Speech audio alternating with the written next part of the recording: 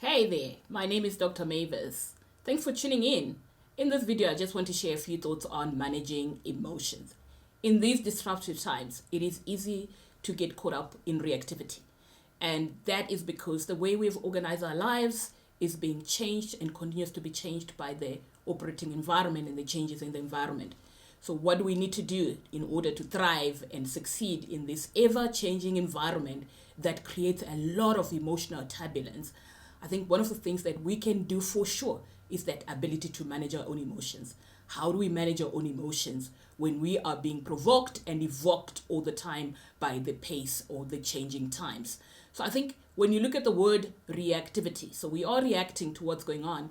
If we want to manage our emotions, we need to be more creative. So we need to add a C to the reactivity. So it becomes creativity. How can we become more creative with our own emotions? So adding the C to the reactivity, be creative with your own emotions. And so what do you need to do? There are 3 C's that we can utilize to manage our own emotions. With a C added to the reactivity, we can practice these 3 emotional habits. The first one is catch it.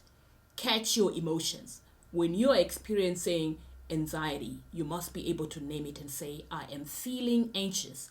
I am feeling confused. I'm feeling frustrated. And I am using the word I am feeling. I'm not saying I am anxious. I'm not saying I am frustrated, because we are not our emotions. So language becomes very critical. The way we frame our emotional experiences will determine the duration, the frequency, and the intensity of that particular emotion that we are feeling. So it is important to catch your emotions. That is, name it. Be able to say, I am feeling anxious. And the second C is check it. Check it out, right? What is the source? Why are you feeling the way you're feeling? What has triggered that emotional experience? Why are you feeling the frustration? Why are you feeling the anxiety? Why are you feeling the confusion? What is the source? What is the trigger? What has happened in your environment that has triggered you to feel that way?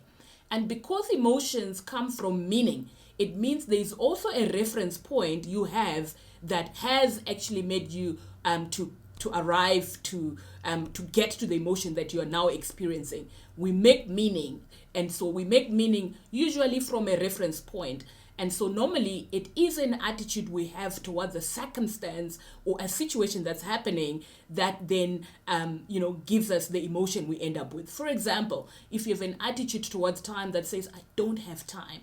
I don't have time. So an attitude is a way of thinking and feeling. It is a way of thinking and feeling. So if you continue to think and feel that you don't have time, you think I don't have time, and then you start to feel overwhelmed and anxious. And that becomes an attitude towards time. So each time there's a new item to be added to your time, a new thing you need to do in your agenda, and you're already having the attitude that I don't have time, any extra or additional task is going to feel like, it is adding on to the thinking, or it is also adding to the already existing reference that says I don't have time. So it increases the anxiety and the overwhelm. So here, what are we saying? Check it. What is the attitude you have towards that particular event or situation that's happening around you? And the last one is change it. So now, if you can see what the attitude is that is creating that emotion,